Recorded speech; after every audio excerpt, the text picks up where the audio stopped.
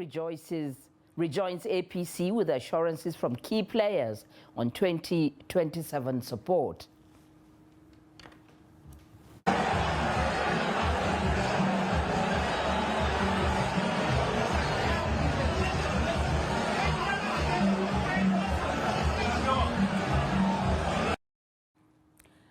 NLC FCTA workers protest at Industrial Court demands Wike's removal. Nigerian Army confirms coup plot against Tinubu. And on the foreign scene, lightning strike injures 89 at rally for Brazil's former president. Hello there, a very good evening. Welcome to News Hour on Trust TV. I am Fatima Abbas Hassan. Now, the Kano State Governor, Abba Kabir Yusuf, has officially registered as a member of the All Progressives Congress, APC, just days after leaving the new Nigeria People's Party, NNPP. The ceremony, held on Monday at the Kano State Government House, attracted a large gathering, including party leaders and supporters. Abdulaziz Ibrahim was at the event and now reports. An unfamiliar sight and sound at the Kano State Government House. APC flags were hoisted late into the night, replacing those of the NNPP. By morning, the atmosphere turned festive, a carnival-like celebration as Governor Abba Kabir Yusuf prepared to formally rejoin the ruling party. The day marked the official declaration of Governor Yusuf's membership of the APC alongside members of the House of Representatives, the State Assembly, and senior officials of his cabinet. After wide consultations, careful reflection, and a sober assessment of the present realities and the future needs of Kano State, I, the Governor of Kano State, Abba Kabir Yusuf Abba Gida Gida, along with my cabinet of and all the chairmen, plus the members of the House of Assembly, 22 of them out of 24, and members of the National Assembly, 9 of them out of 14. On behalf of all of them, we have taken the decision to align Kano State politically with the APC. Amid ongoing political realignments, former APC National Chairman and immediate past Governor Abdullahi Umar Ganduje reaffirmed that the party hierarchy stands firmly behind Governor Yusuf.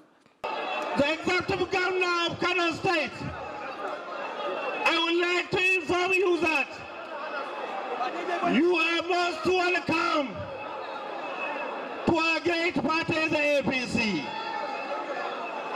You are most welcome back to your house.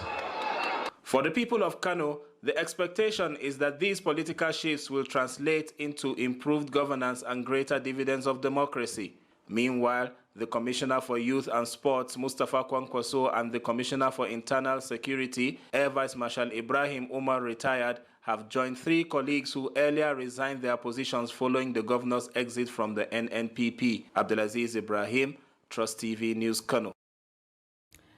In the meantime, 22 members of the Kano State House of Assembly have officially defected from the new Nigeria People's Party, NNPP, to All Progressives Congress, APC.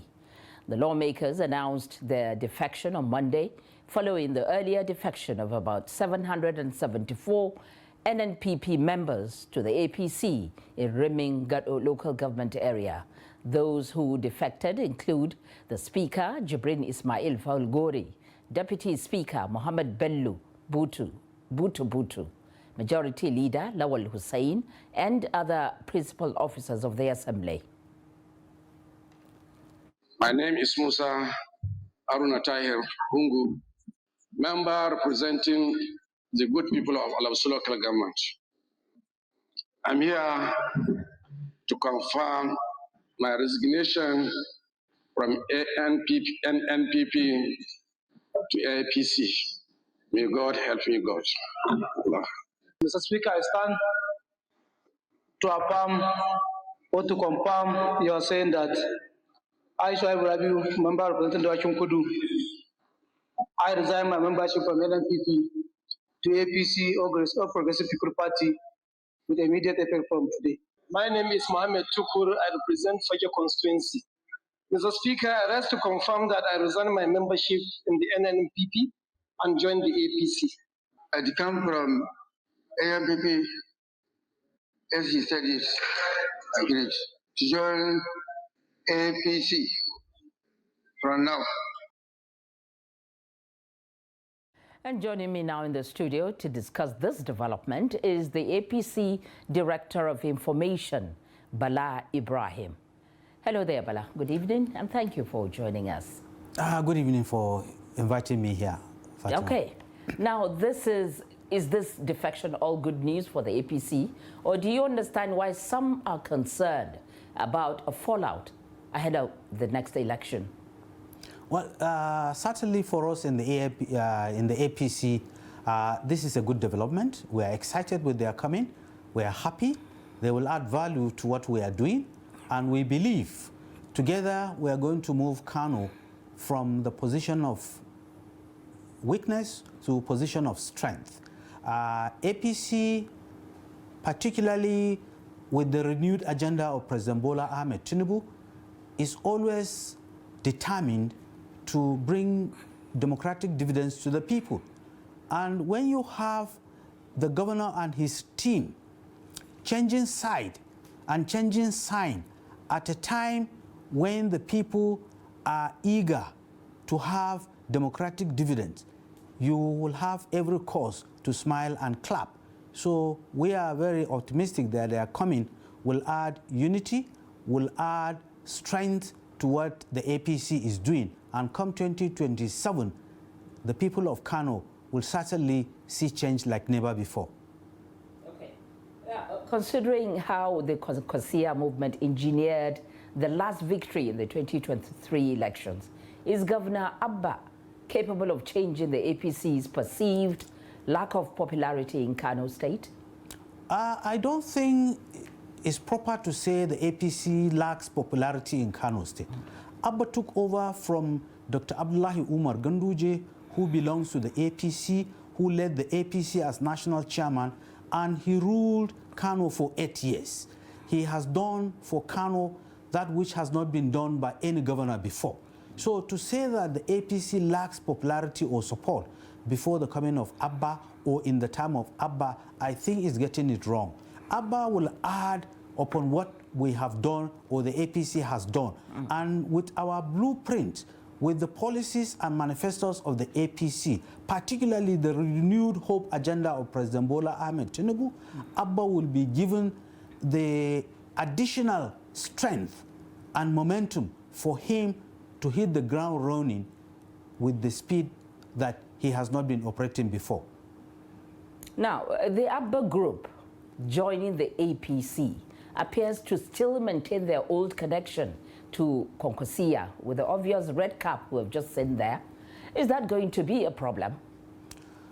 You see, as long as the red cap will not be imposed on the APC, which is a party that is progressive, which is a party that allows the freedom of dressing, you people dress the way they want to, if they are coming with the cap to introduce something that may look like a cultist arrangement or movement, I'm sure the party will frown at that and it will tell them that no, you cannot impose that. But I doubt if the party will say you will not be allowed to wear red cap simply because we don't wear it. Even in the APC, some people wear red cap as and when they feel they want to.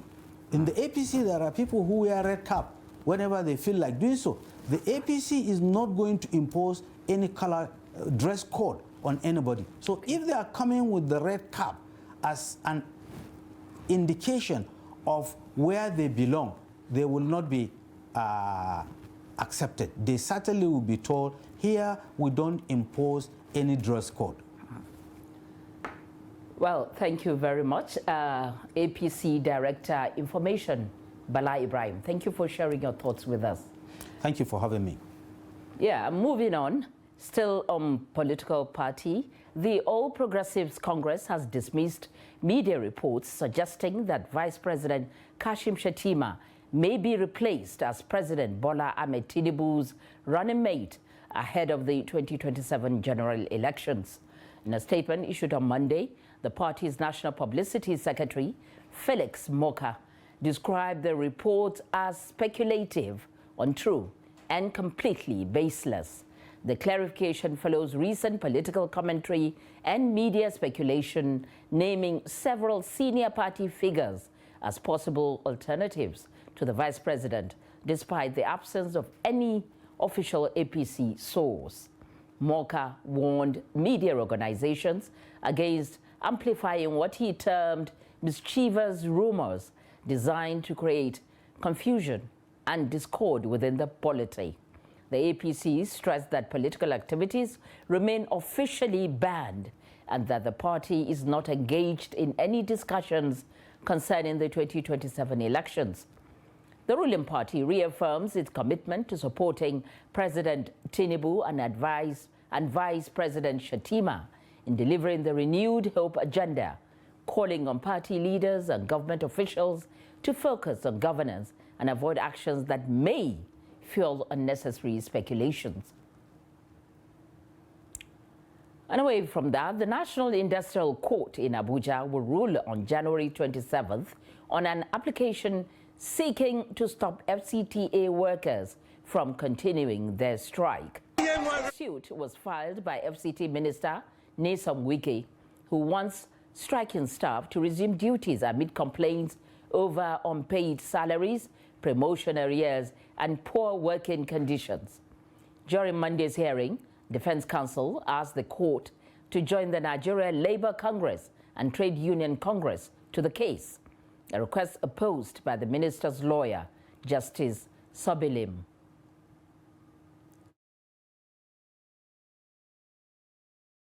And adjourned the matter for a decision on the restraining order. Meanwhile, members of the Joint Unions Action Committee and the Nigerian Union of Teachers reportedly tried to intercept Minister Wike's convoy as he left the FCTA secretariat. Wike is running. Touch him. See him running out. See him sneaking out. See him sneaking out. See Wike sneaking out. See Wike running. See him running. See him. The Nigerian military has confirmed that some officers currently held at the Defense Intelligence Agency headquarters were involved in an alleged coup plot. Investigations into the matter have been concluded, and the report has been forwarded to President Bola Ahmed Tinubu, the Commander-in-Chief of the Armed Forces, according to the Director of Defense Information, Major General Samaila Uba. Uba said officers found with cases to answer will be formally arraigned before a military judicial panel in line with the Armed Forces Act and other service regulations. He explained that the disclosure was made to ensure accountability while upholding fairness and due process.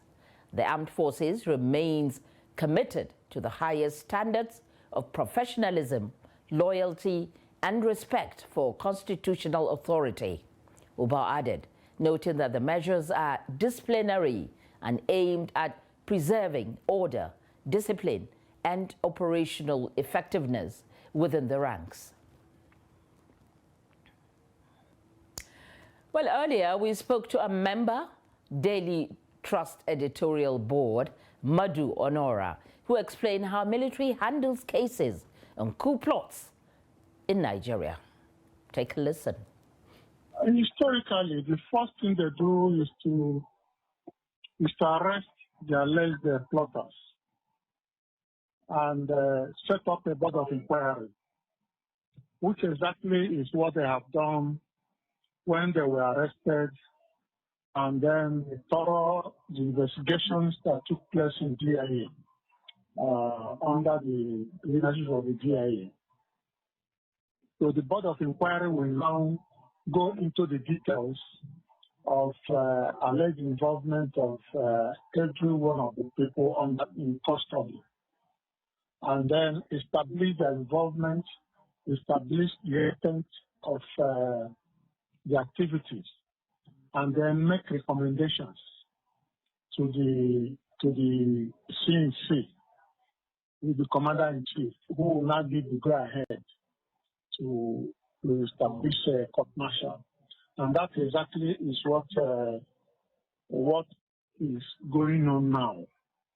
As of now, formally the defense headquarters have confirmed that the arrest of 16 officers over acts of indiscipline and breach of service regulations is exactly the way they would term the plot. So from here now, they will have to establish a court martial. They can either call it general court martial or special court martial or just court martial. And what they will do is that they will have to be arraigned. They will be arraigned before the martial. And then whosoever the highest ranking person, which in this case is alleged to be the brigadier general, the thing is that the person who must be the president of the court martial must be the senior to the person who is the most senior in people under custody. So the person must be, because your junior is not allowed to try you in the military. The person must be your senior, even if it is by 1 second in service. So when they are arraigned, the court martial is like a court of court jurisdiction to a high court. So you are allowed to have your own lawyer. Recently, because of modifications in the Armed Forces Act and all that, you can hire a civilian lawyer to represent you. So it's not like before, when you must hire a military lawyer. You are allowed to hire a civilian lawyer to represent you in the general court martial.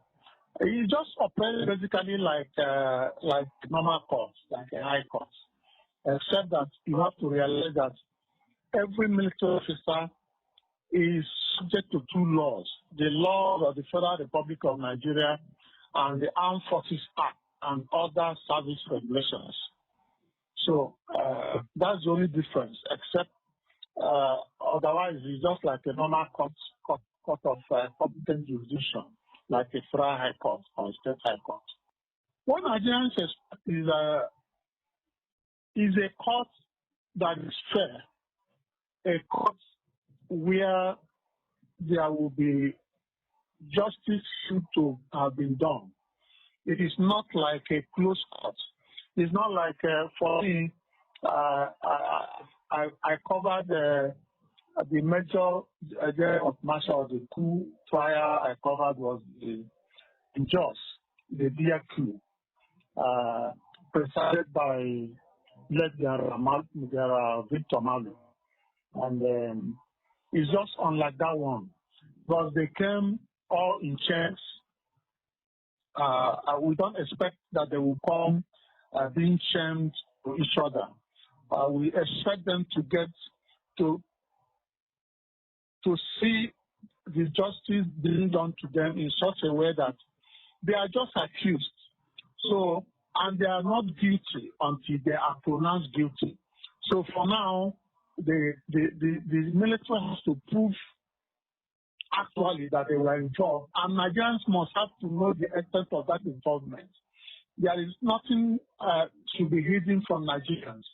After all, the military is the Nigerian military, so it belongs to Nigerians. So the military will have to be transparent in their deliberations, transparent in whosoever they are bringing to the court martial, in such a way that they are not just going to convict or acquit them. Nigerians have to also agree with them. And on issues of national security, bandits have abducted 23 people in Tashar Koturu, Jangebe district of Talata Mafara local government area in Zamfara state, following an earlier attack this morning on Monday. The local government chairman, Yahaya Abubakar Yaris, confirmed that the assailants struck about 2 a.m.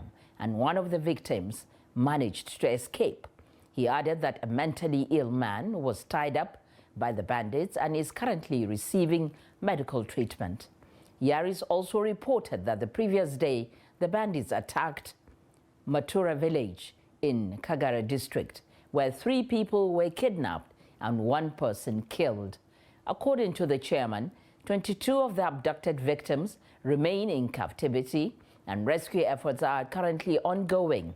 Authorities have urged residents to remain vigilant and provide any information that could assist security agencies in securing the release of the victims.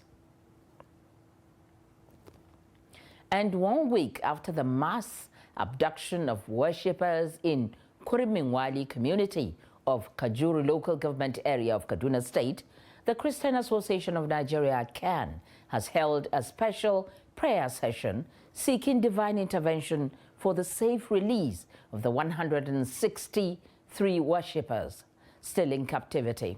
The prayer session took place at Tawaliu Baptist Church in Mararaban, Kajuru, and attracted Christian leaders from across Kaduna State and the wider northern region. Families of the abducted worshippers continue to wait anxiously for their loved ones, as their gathering also served as a call for an end to the worsening security challenges confronting the nation. The abducted worshippers, who are members of the Evangelical Church Winning All Ekwa and the Cherubim and Seraphim churches, were taken during Sunday services when armed bandits invaded Kuriminwali community and forced congregants into surrounding forest. While a few of the victims later escaped, many remain in captivity. Speaking at the prayer gathering, the chairman of the Christian Association of Nigeria in the 19 northern states and the Federal Capital Territory, Reverend Joseph Hayab, said the church must respond to the growing threat against worship centers by combining prayer with vigilance and responsibility. The heart of the bandits, the heart of the terrorists, the heart of those who are in power is in the hands of God. And we are simply saying, God, turn their hearts to begin to think and release our people in the name of Jesus. The violence, the kidnapping, the evil that has been going on in Kajuru has become so much. We either stand and stop it, or we continue to lament. The chairman of CAN in Kajuru local government area, Reverend Enoch Kaura, said the prayer session was organized to seek God's intervention for the safe return of the abducted worshippers. My call to government is that they should intensify security, because security has become a serious challenge in Kajuru local government. And we are calling on the governor, please, to come to our rescue. More security men are in need. We need them here in Kajuru local government. Bandits have struck again in Kajuru, abducting 6 residents of Ungwar Barkonu in Maraban, Kajuru.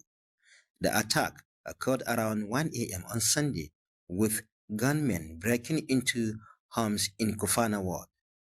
Residents expressed concerns over the lack of a rapid security response, despite the area being expected to be well guarded. Reverend Enoch Aurakan chairman in Kajuru described the recurring attacks as deeply troubling. Over 100 in the bush from different villages. One of our pastors is even in the bush for now. Reverend Adamu is in the bush now. He was kidnapped before the Christmas, and he's still in the bush for now, up to date. And there were about 8 of them that were kidnapped. The Christian leaders also urged churches to establish basic surveillance and internal security measures to monitor activities, warning that unrestricted access without situational awareness leaves congregations vulnerable. As prayers continue and families await the release of their loved ones, the Kurmiwali abduction has once again drawn attention to the safety of worship centers and rural communities, reinforcing calls for vigilance, accountability, and sustained security action. Bella Musa, Trust TV News Kaduna. And in a related development, members of the Birom and Fulani ethnic groups in Rachong community, Bashi district of Riyom, local government area, Plateau State, have converged to discuss how to restore confidence, peace and harmony after years of conflict. According to the participants, the prolonged clashes have brought only destruction and hindered growth and development to their communities. Ado Musa completes the report. Men and women from both Birom and Fulani ethnic groups attended the peace meeting held at a mosque in Ranchol community. The two groups have been at loggerheads for years, each accusing the other of attacks and killings. Yet, in a bid to reveal trust and foster coexistence, they came together to discuss peace. Among the attendees was Raymond Joshua, a blind man who traveled from his home to participate despite his personal challenges. I developed hypertension because of the repeated conflicts around our community. I cannot see or work alone without support. That is why I'm always in search of peace. Whenever there is a forum to discuss peaceful coexistence, I try to be part of it. We pray God for peace. Joshua emphasized that peace is essential for life and that he cannot remain idle when there is an opportunity to contribute to harmony.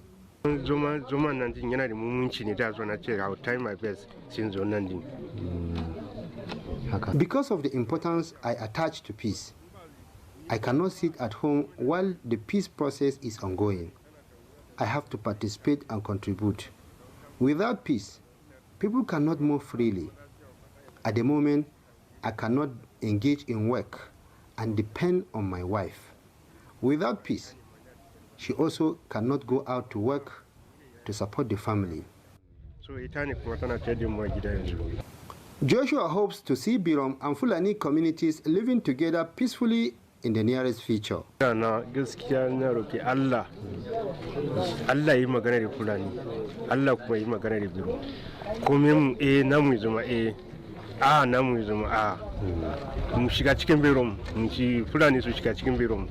My prayer is that God gives both Fulani and Birom the patience to coexist peacefully. I envision a time when Birom community members can carry out lawful activities in Fulani areas, and Fulani herders can move freely in Birom communities without fear or conflict. At the closing of the meeting, community leaders are expected to advise their members to exercise restraint in words and actions, avoiding anything that may create further disunity. Ado Musa, Trust TV News, Jos. And from Jos, the Plateau State capital, we take you to Anambra State, where the governor, Chukwuma Soludo, has ordered the immediate closure of the Onitsha main market and adjourning markets for 1 week to enforce compliance with the state's directive against the Monday sit-at-home order. The governor warned that the shutdown will be extended and possibly prolonged if traders fail to resume business at the end of the initial 1 week period. The decision follows repeated defiance by traders who continue to observe the sit-at-home order despite government warnings. Soludo said the action was necessary to protect law-abiding citizens and reaffirm the authority of the state.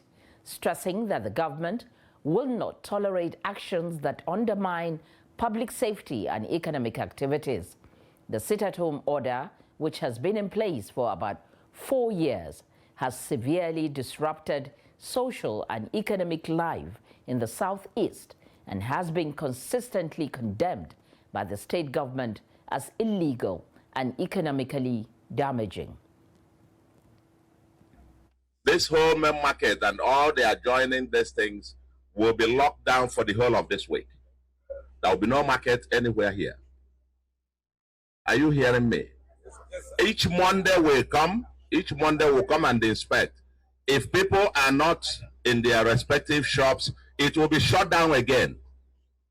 If you like, I don't mind shutting down main market for the remainder of this year. I'm just from Oka. Everywhere is open. People are going about their businesses. Then you come down to Onitsha, come down to main market, the once reputed market as the largest market in West Africa. Okay? Yes, sir. I have just driven all the way from the junction with Ose to this place. Through much of Johnson, I've seen through Johnson, I've seen through Bright, and the shops locked up. I've peeped inside, a few persons here and there. I know that people have done this sit at home on Mondays for quite some time now. And as they say, you know, an abomination that lasts a year becomes culture. No. This can no longer go on in Anambra.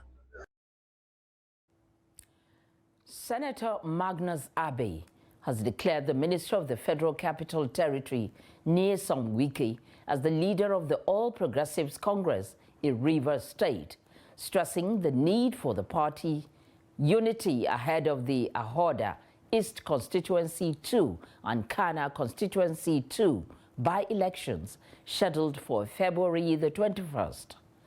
Abe made the declaration on Monday while addressing journalists after aspirants loyal to Wike emerged victorious in the APC primaries.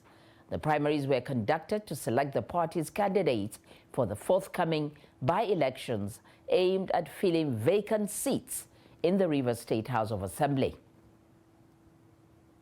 Politics of Rivers State is concerned, the minister of the FCT is the leader of the renewed hope family in Rivers State. There is no confusion and there is no dispute about the different roles that people are playing.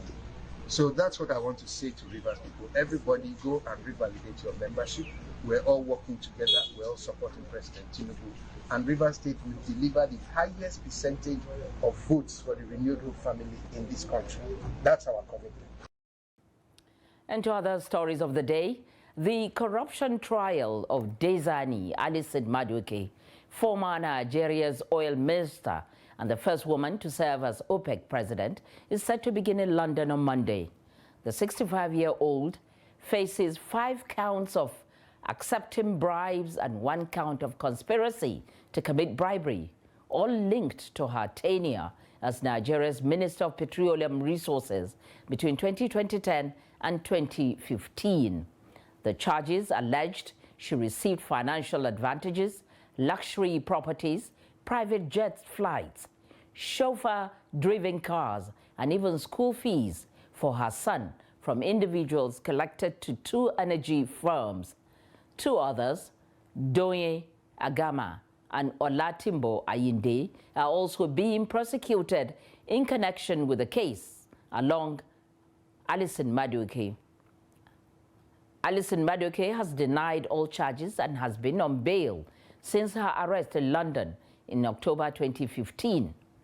Earlier evidence led to the recovery of $53.1 million in assets, including luxury real estate in the US and a 65-meter super yacht.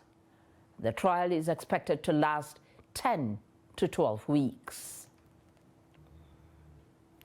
The Attorney General of the Federation, Lateef Fagbemi, has taken over the criminal case brought by the Independent Corrupt Practices and Other Related Offences Commission against senior lawyer Mike Ezohome.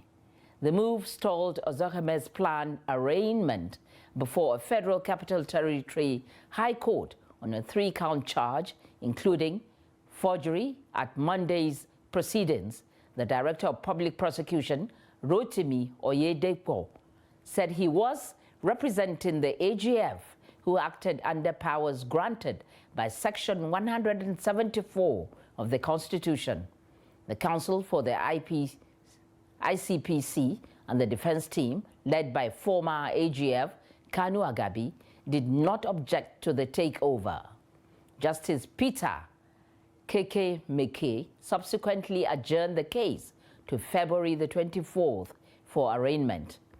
Meanwhile, the court had also been scheduled to rule on the final forfeiture of a London property linked to the late former FCT Minister Jeremiah Hussaini. Now, the Osun State Governor Ademola Adeleke has demanded the immediate release of over 130 billion naira in statutory allocations allegedly withheld from the state's local governments, warning that the action is crippling grassroots governance. In a statewide broadcast on Monday, Adeleke said court sacked APC chairmen and councillors and have illegally occupied local government secretariats across the state for nearly a year, despite judgments of the Federal High Court and the affirmation by the Court of Appeal nullifying their elections. The governor stressed that fresh local government elections were lawfully conducted with duly elected officials sworn in on Friday, on February 2025, describing current occupants as imposters. The governor appealed to President Bola Ahmed Tinubu to intervene and ensure the release of the funds, urging residents to remain peaceful.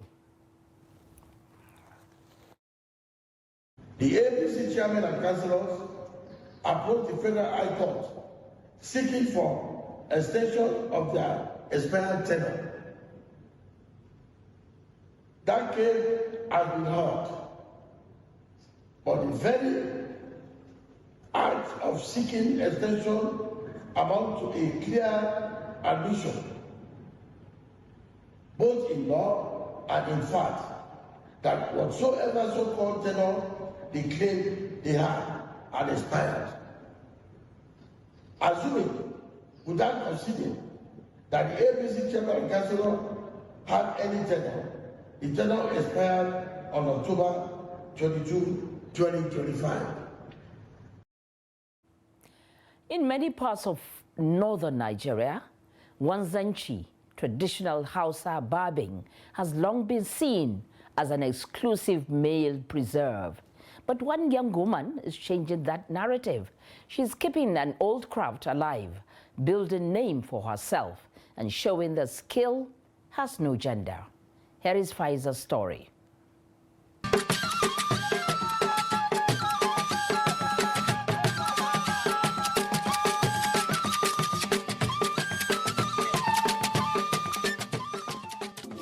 Wanzanchi, the traditional barbering style in northern Nigeria, has long been a craft mastered by men. However, this is no longer the case, as a young lady is changing the narrative. She is a trailblazer in an industry once dominated by men, proving that skills know no gender. Assalamu alaikum. Sunana Faiza Nasir Gurku, amma sanya da Fizi Gurku. I am from Nasarawa State, Karo local government, Mararaba Nyanya. While many young ladies are often seen excelling in areas such as baking, makeup, and tailoring, Faiza has chosen a different path. She is a traditional Hausa barber, mastering the crafts of haircuts, shaves, circumcision, and facial tribal marks, using local tools like blades. This unique skill set, passed down through generations, was taught to her by her father, making it a family tradition she has embraced with pride. Kamar yadda muke a gidanmu gaskiya ba abin da ba ma yi In our home, we do everything from haircuts to trimming, hair treatment, and many more. My father was a barber and the head of barbers in Karo local government, as well as Guruku.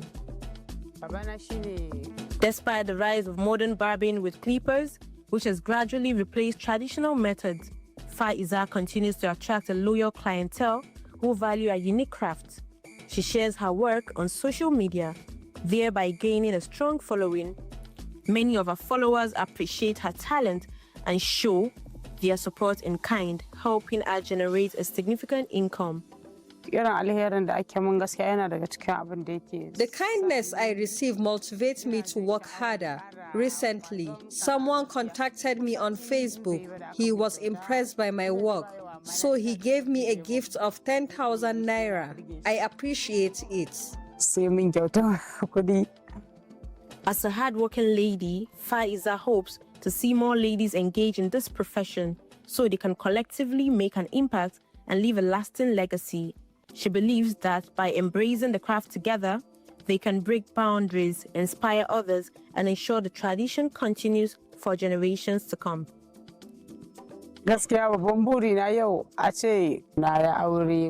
My dream is to get married and live in my husband's house while continue my barber work. I would also like to build a home and some other things.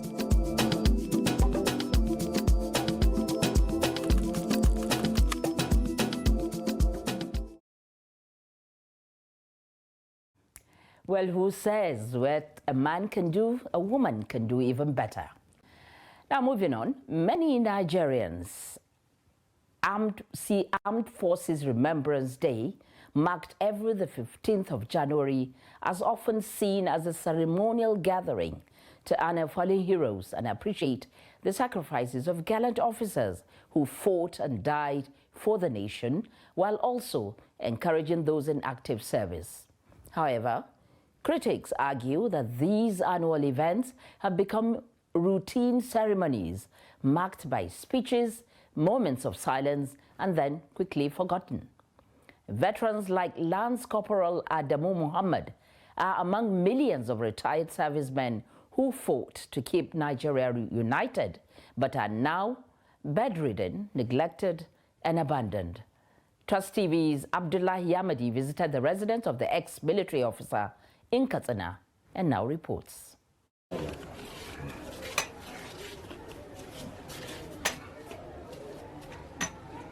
Under the cloudless skies of Katsina City, precisely in Sabor Ungwa quarters, lies the modest residence of elderly ex-military officer Lance Corporal Adamu Muhammad, retired. The retired soldier has been bedridden for over 4 years, lacking adequate food, medication, and other basic necessities, while supporting a family of over 10 dependents. The most troubling aspect of Adamu's condition is that beyond his physical illness, he is also mentally strained. Family members say his mental health challenges are largely linked to his inability to provide for his family. There are many things I cannot recall, but I can tell you that I fought on the Nigerian side during the Civil War and retired around 1982 to 83 during President Shehu Shagari's administration. I have been living for over 4 years with little or nothing to survive on. My wife and God support me, but the prolonged suffering is very difficult to bear. At present, the retired soldier suffers from severe back and chest pains, confining him to one spot without proper medical attention, forcing him to rely on herbs as alternative treatment. Lance Corporal Adamu Muhammad is described by residents of Sabor Ungwa as a humble, hardworking, and compassionate man who was deeply committed to the development of his community. Neighbors revealed that the devout Muslim personally introduced and sustained regular sanitation exercises in the area. Our condition is one of endless suffering. Sometimes I have to take on menial jobs just for us to survive. My husband's pension is barely enough, and he has large bills that it cannot cover. I appeal to Governor Diko Umar Rada to come to my husband's aid and support him. I think he's the type of person that the heart says yes, but the body says no. He is no longer in control of things. He can't be able to, he feels bad about what is going on currently with the security situation. So I think people such as him, the government should come to their aid, considering the role they played in uniting the nation. His wife, Binta Adamu Muhammad, who struggled to hold back her emotions, narrated how the family has battled hunger, poverty, and mounting bills since his retirement over 40 years ago. She disclosed that his irregular and inconsistent pension, amounting to between 19 and 20,000 naira, is their only source of income, an amount she says cannot even cover his weekly medical expenses. In the same vein, the family appeals to the Katsina State government and relevant authorities to come to the aid of Adamu Muhammad, considering his service and sacrifices to the nation. The patient is my grandfather, and we are the only ones taking care of him. He served this country to the best of his ability, but all we have is a miserable life full of suffering. We often manage only one meal a day. We humbly ask for help. He is an old soldier. He fought during the Biafran War. And unfortunately, when they finished their service, I can say that they were dumped, but they are forgotten with. To many observers, Adamu's condition serves as a stark reminder of how countless Nigerians who diligently served their fatherland continue to suffer and die in silence long after the applause has faded. Abdullahi Isma, Yamadi, Trust Television News, Katsina. Thank you, Abdullahi. And Nigeria joined other countries to mark International Customs Day 2026 with focus on trade felicitation and faster clearance processes. This year's theme highlights the role of customs in protecting society through vigilance and commitment. The event also featured the official launch of the time release study aimed at improving cargo processing and reducing delays in the trade chain.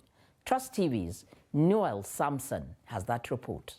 The 2026 International Customs Day was marked with a ceremony bringing together customs officials, government representatives, and key stakeholders in the trade and logistics sector. This year's celebration focused on strengthening customs procedures in line with global best practices while promoting transparency and efficiency in cargo clearance. TRS is a practical and globally accepted World Customs Organization tool, which allows us to measure how long it takes for goods to be cleared, at the same time identify delays within the clearance process, and then design targeted reforms based on factual evidence. It as well reinforces our commitment to transparency, accountability, and data-driven decision-making.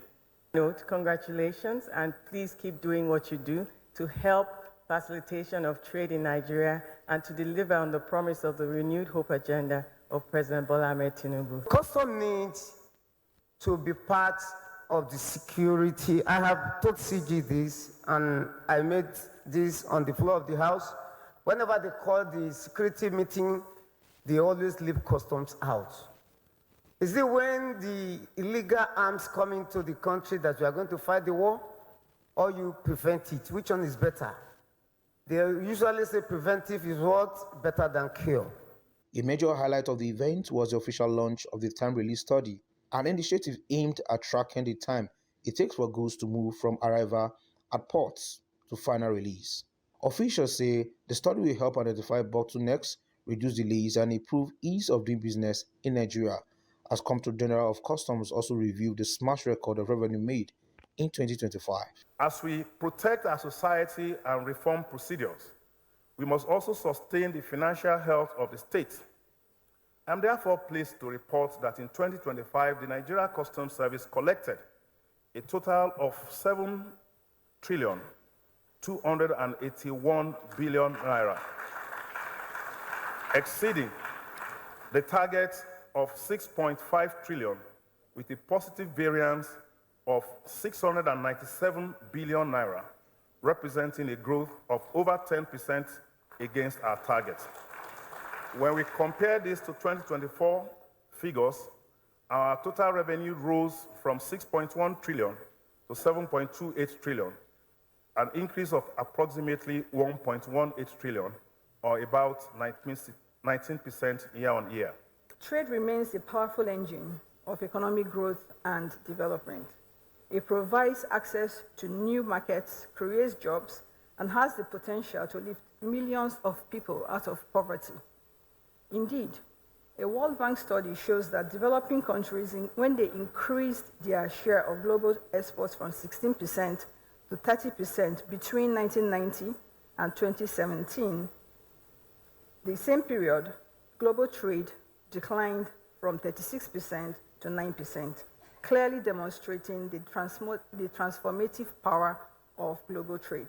With the launch of the time-release study, customs authorities says importers and exporters can expect a more predictable and efficient clearance process in the coming months. The International Customs Day is observed globally to highlight the role of customs administrations in facilitating legitimate trade while safeguarding national economies. Noel Samson, Trust TV News, Abuja. And away from Nigeria, a lightning strike near a rally of supporters of Brazil's former far-right president Jair Bolsonaro injured 89 people in Brasilia on Sunday, authorities say. Thousands had gathered in the rain to show support for Bolsonaro, who was sentenced to 27 years in prison last year for leading a failed coup attempt after losing re-election. Footage from the scene shows crowds with umbrellas and plastic ponchos stunned by a sudden flash of lightning and a loud rumble. The fire department treated 89 people at the site, with 47 taken to hospitals and 11 requiring major medical care. The rally, organized by the federal deputy Nicolas Ferreira, demanded amnesty for Bolsonaro, who remained incarcerated at the Papuda Penitentiary complex in Brasilia. Bolsonaro, already suffering from lingering health issues, including complications from a 2018 stabbing, had recently undergone tests after a fall in prison with no serious injuries found. And for a quick check on the latest sports news, let's join Kabir Lawal for an update.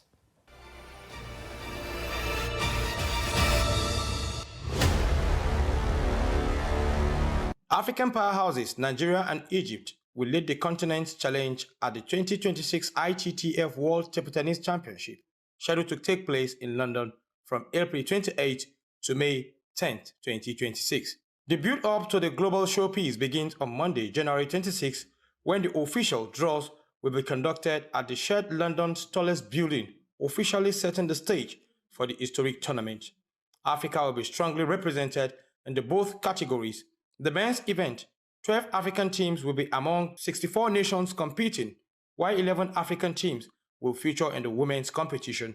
The expanded continental presence coincides with the centenary celebration of the International Table Tennis Federation ITTF qualification for the championship was achieved through multi-pathways.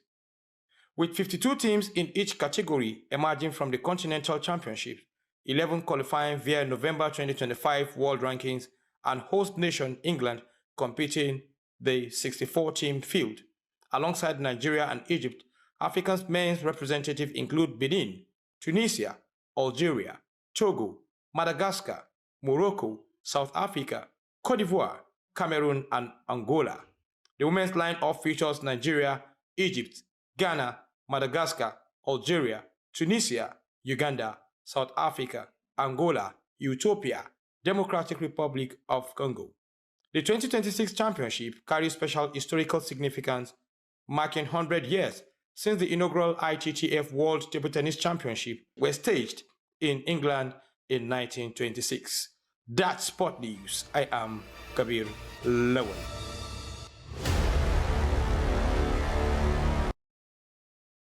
And sports news brings us to the end of News Hour on Trust TV tonight.